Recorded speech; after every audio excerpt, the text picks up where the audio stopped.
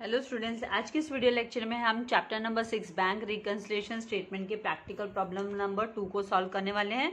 तो इसका explanation start करने से पहले मैं आपसे रिक्वेस्ट करूंगी कि अगर अभी तक आपने चैनल को सब्सक्राइब नहीं किया है तो जल्दी से चैनल को सब्सक्राइब कर बेल आइकन बटन को प्रेस कीजिए ताकि आपको लेटेस्ट वीडियो के नोटिफिकेशंस मिलते रहे। एंड वीडियो को लाइक करना एंड शेयर करना नहीं भूलना है। तो डियर स्टूडेंट्स, यहाँ पर जब हम क्वेश्चन रीड करते हैं तो हमें एक चीज़ का ध्यान रखना है। यहाँ पे है ना, हमें कैश बुक एंड यहाँ पर पासबुक का हमको एक्सट्रैक्ट दिया हुआ है, मतलब उनके पार्ट्स दिए हुए, हिस्से दिए हुए, वहाँ से कंटेंट निकाल कर हमें दिया गया है। कैश बुक का जो कंटेंट है वो बिजनेसमैन के पास होता है एंड पासबुक है वो भी बिजनेसमैन के पास होती है। लेकिन पासबुक में एंट्रीज कौन रिकॉर्ड करता है? पासबुक में जो एंट्रीज है वो बैंक के द्वारा है ना प्रेजेंट की जाती है। हम अपने हाथों से पासबुक में एंट्री नहीं करते हैं। कोई बिजनेसमैन नहीं कर सकता अपने हाथों से, कोई विड्रॉवल का अमाउंट नहीं दिखा सकता, कोई डिपॉजिट का नहीं दिखा सकता, क्योंकि वो वैलिड नहीं होता है। तो इस वजह से क्या होता है कि कैश बुक में तो वो रिकॉर्डिंग कर लेता है बिजनेसमैन, लेकिन पासबुक में जब वो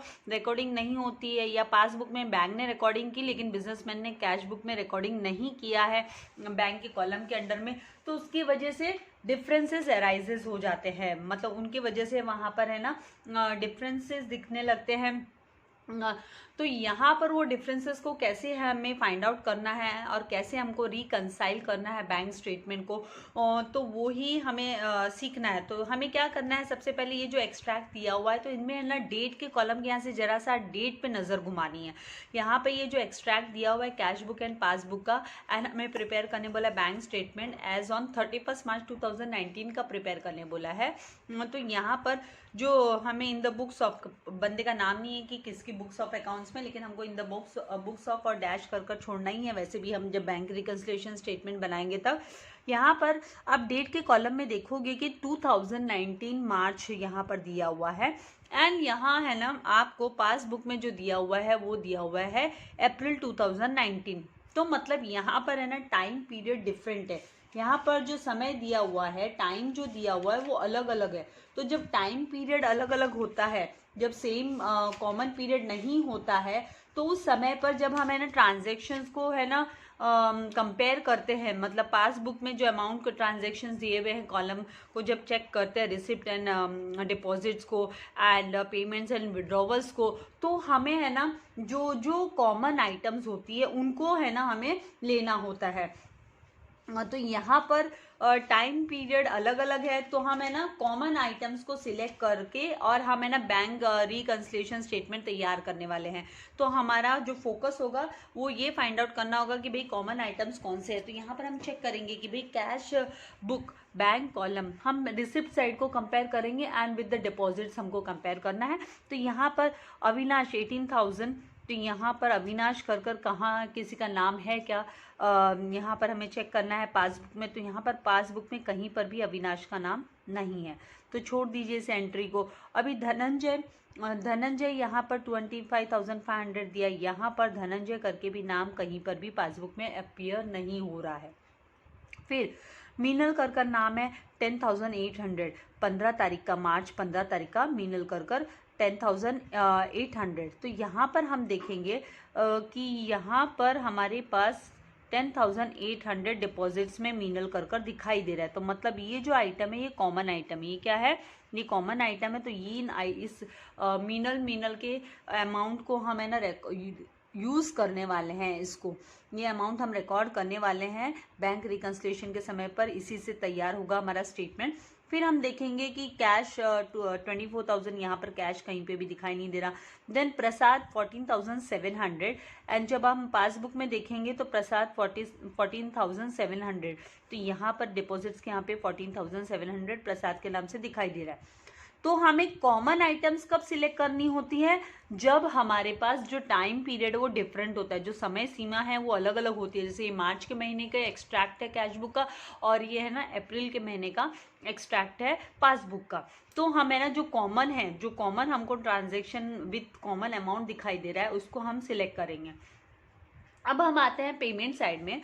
तो पेमेंट साइड से जब हम देखेंगे तो यहाँ पर रेंट, कहीं पर भी रेंट का पासबुक में नहीं दिखाई दे रहा है। देन मानसी, कहीं पर मानसी का नाम दिखाई दे रहा है, यस। तो मानसी यहाँ पर 20,100 के साथ पेमेंट के साथ यहाँ पर है पेमेंट में, कैश बुक में। एंड मानसी का 27 तारीख को अप्रैल को भी है ना 21,100 का विड्रॉवल्स के यहाँ पर दिखाई दे रहा है। ठीक है, तो मतलब ये वाला जो है मानसी का ये ट्रांजैक्शन हमको लेना है, यूज़ करना है बैंक रिकन्सिलिएशन स्टेटमेंट बनाने के लिए। फिर निखिल, तो निखिल यहाँ पर कहीं पे भी नहीं दिखाई दे रहा हमको पासबुक में भी। ड्राइंग्स कहीं पर भी पासबुक में नहीं दिखाई दे रहा। देन निशांत, तो निशांत का 27,600 का जो बैलेंस है वो यहाँ पर हमको निशांत 27,600 हमको दिखाई दे रहा है। तो ये निशांत का हम है ना लेने वाले हैं, यूज़ करने वाले हैं। निशांत का एंट्री के लिए हमको रिकंसाइल करने के लिए लेना होगा। अभी हम शुरुआत किससे करेंगे, तो हम शुरुआत यहाँ पर balance as per cash book 64,200 से हम इसकी शुरुआत करेंगे स्टेटमेंट को, बैंक रिकंसिलिएशन स्टेटमेंट को बनाने के लिए। तो ये जो है ये 64,200 ये बैलेंसिंग फिगर है, मतलब डेबिट साइड मोर है, तो ये डेबिट बैलेंस है। इसको हम डेबिट बैलेंस बोलते हैं क्योंकि यहाँ पर बाय बैलेंस कैरी डाउन बोला गया है, तो ये डेबिट बैलेंस है। दिखाई दे रहा है आपको क्रेडिट के नीचे, लेकिन इसका मतलब ये डिफरेंस है। ये क्या है, this is the balancing figure difference है। और ये डेबिट का टोटल ज़्यादा होने की वजह से ये है ना डेबिट बैलेंस है, मतलब रिसिप्ट ज़्यादा है। तो ये अमाउंट के साथ हम स्टार्ट करेंगे कि balance as per cash book. अभी ये मीनल और प्रसाद को लिखेंगे कहाँ पे, तो ये जो मीनल एंड प्रसाद ये रिसिप्ट्स के यहाँ पे दिखाई दे रहा है, तो मतलब है ना चेक तो डिपॉजिट हो गए बैंक में, और यहाँ पर मीनल एंड प्रसाद अप्रैल महीने में आकर हमको है ना यहाँ पर एंट्री दिख रही है मीनल एंड प्रसाद की 10,800 की एंड 14,700 की। तो मतलब मार्च महीने में है ना बैंक में पासबुक में ये एंट्री नहीं आई थी, राइट। तो मार्च महीने का पासबुक का बैलेंस जानने के लिए हमें मीनल एंड प्रसाद के अमाउंट को क्या करना होगा, ये हमें माइनस करना होगा, क्यों लेस में दिखाना होगा, क्योंकि है ना क्योंकि बैंक रिकन्सिलिएशन में मैं ऐड एंड लेस दिखाते हैं ना। तो cheque deposited but not collected, मार्च महीने में ये कलेक्ट नहीं हुआ था, बैंक खाते में पैसा नहीं आया था, ये अप्रैल महीने में आया है, क्योंकि अप्रैल में ये दिखाई दे रहा है, इसीलिए कॉमन आइटम्स को लिया जाता है जब डिफरेंट पीरियड होता है। तो यहाँ पर मीनल एंड प्रसाद को हम checks deposited but not collected by bank कर हमें लेना होगा लेस में। काफ़ी आसान समय ये। और यहाँ पे ये जो पेमेंट्स का है मानसी एंड निशांत का, तो पेमेंट कर दिया करके है ना कैश बुक में दिखाया मानसी एंड निशांत का 20,100 एंड 27,600 का, लेकिन मतलब चेक तो इशू कर दिया, यहाँ पे दिखाई दे रहा है ना बैंक पासबुक में चेक तो मतलब इशू कर दिया, लेकिन है ना पेमेंट हुआ ही नहीं। मार्च महीने में पेमेंट नहीं हुआ, ये पेमेंट है ना अप्रैल महीने में जाकर हुआ, और हम बैंक रिकन्सिलिएशन स्टेटमेंट मार्च महीने की बना रहे हैं, इसीलिए ये हमें ऐड में लिखना होगा, क्योंकि हमारा बैंक बैलेंस कम हुआ ही नहीं है, इसीलिए हमको कैश बुक में ये दिखाना होगा, ऐड करना होगा पासबुक का करेक्ट अमाउंट जानने के लिए। कैश बुक के बैलेंस में हम इसे ऐड करेंगे, add cheques issued but not presented for payment, तो इस तरीके से हमको दिखाना है। तो ये आप यहाँ पर जो बैंक रिकन्सिलिएशन स्टेटमेंट है वो मैंने तैयार रखा है, इसका फॉर्मेट जस्ट अभी हमको खाली 4 ही तो ट्रांजैक्शन यहाँ पर हमें रिकॉर्ड करने हैं। पहले हम हमेशा balance as per cash book के साथ हम यहाँ पे शुरुआत कर रहे हैं, तो हम यहाँ पर लिखेंगे balance as per cash book, balance as per cash book, debit balance है ये, तो 64,200 का अमाउंट जो कि यहाँ पे क्वेश्चन में दिया है, हम अपनी मर्जी से नहीं लिख रहे, यहाँ पर हमको दिया है ये। फिर ऐड, क्योंकि पहले सारे ऐड वाले आइटम्स हम करते हैं, तो यहाँ पर ऐड में जो है ना चेक इशू कर दिया लेकिन वो पेमेंट नहीं हुआ है करके, तो चेक्स इशूड, चेक्स, क्योंकि हम कॉमन आइटम्स को ही लेते हैं जब टाइम पीरियड डिफरेंट होता है। मैं आपसे फिर से रिपीट कर रही हूँ कि कॉमन आइटम्स आर टेकन जब time period different time period होता है। तो यहाँ पर चेक्स इशूड, इशू तो कर दिया था बिजनेसमैन ने, but not presented for payment, but not presented for payment, मतलब मार्च महीने में इसका पेमेंट नहीं हुआ था। बंदे ने रिकॉर्ड कर लिया अपने बुक्स ऑफ अकाउंट में कि भाई पेमेंट हो गया, लेकिन वो पेमेंट नहीं हुआ। तो ये कारण है कि इसकी वजह से जो है बैलेंस है वो डिक्रीज हो रहा था, कैश बुक में डिक्रीज हो रहा था। तो पासबुक के हिसाब से क्या कैश बुक का बैलेंस होना चाहिए, बैलेंस एज पर पासबुक हमको पता चल जाएगा कि हमारे बैंक खाते में कितना अमाउंट है। तो यहाँ पर हम कॉमन आइटम्स को कंसीडर किए हैं, वो भी मैं एज अ हेडिंग आप लोगों को लिख देती हूँ कि common items are considered, note करके बाद में लिखवा देती हूँ आप लोगों को। तो यहाँ पर किसका किसका नाम आएगा, तो हमने टेक्स्ट बुक यहाँ पर हमने कॉमन आइटम्स को फाइंड आउट किया था कि भाई मानसी, तो मानसी का 20,100 एंड निशांत का 27,600। तो यहाँ पर हम लिखेंगे मानसी 20,100 एंड निशांत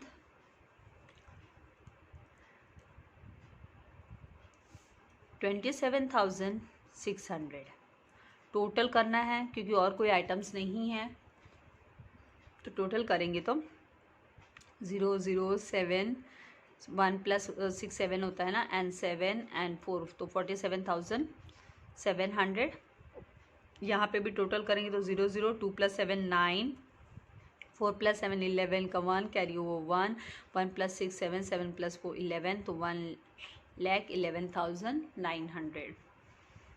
ठीक है, फिर उसके बाद में हमको लेस वाले आइटम्स, तो लेस यहाँ पर लेस कौन सी आइटम्स लेस होती है कि भाई डिपॉजिट कर दिया है लेकिन वो कलेक्ट हुआ ही नहीं है, तो भाई बैलेंस कैसे इंक्रीज होगा। कैश बुक में तो हमने आ गया करके दिखा रहे हैं कि 10,800 आ गया, 14,700 आ गया मीनल के पास से, मीनल का जो चेक था वो डिपॉजिट कर दिया, लेकिन ये तो पैसा कब आया, अप्रैल में आया है, यहाँ पर दिख रहा है अप्रैल में आया, तो मार्च में तो नहीं आया है, तो इसीलिए हमको ये लेस करना है। तो चेक्स डिपॉजिटेड, बार बार चीज़ों को इसीलिए रिपीट करती हूँ ताकि आप लोगों के कॉन्सेप्ट्स क्लियर रहे, हर तरीके से आपको चीज़ समझ में आ जाए। Deposited but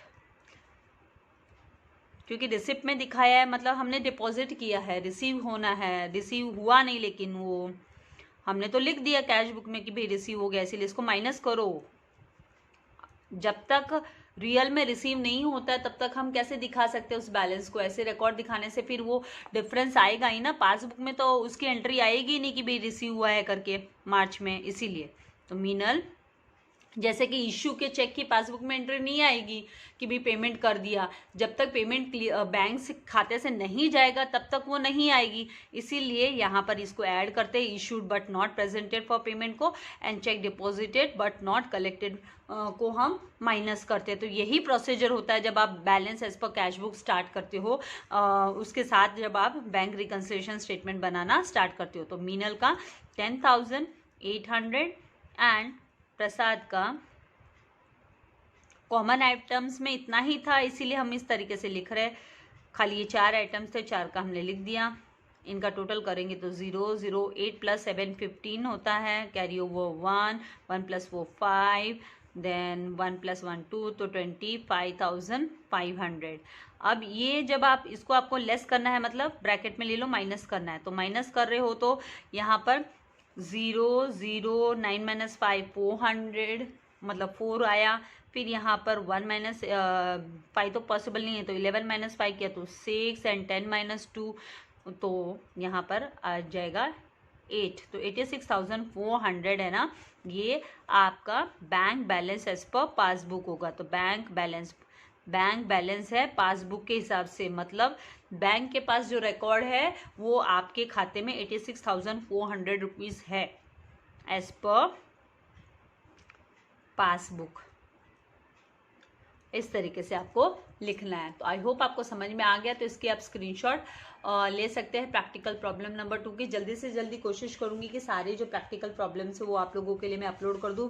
practical problem number 1 and आज का ये प्रैक्टिकल प्रॉब्लम नंबर 2, और इसके पहले एक प्रैक्टिकल प्रॉब्लम नंबर 7 मैं अपलोड कर चुकी हूँ। स्टूडेंट की डिमांड आई थी तो मैंने सोचा चलो ठीक है, स्टूडेंट को अर्जेंट होगा तो पॉसिबल था, तो मैंने वो 7 पहले अपलोड कर दिया। तो 1 2 एंड 7 अपलोड कर दिया है। अभी यहाँ पर आप है ना नोट कर लिख लेंगे कि नोट आपको याद रखना है।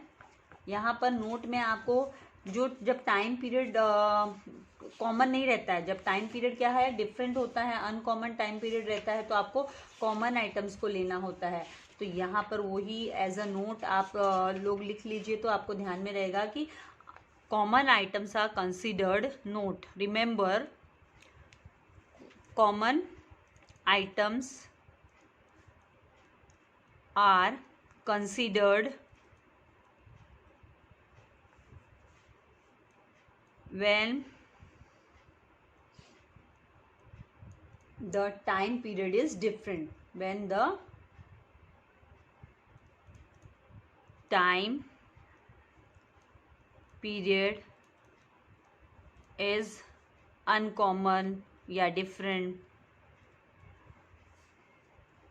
अलग अलग महीने का था ना, इसीलिए यहाँ पर अप्रैल एंड मई महीने का, अप्रैल महीने का पासबुक का एक्सट्रैक्ट था हमारे पास, एंड मार्च महीने का हमारे पास कैश बुक बैंक कॉलम का एक्सट्रैक्ट था.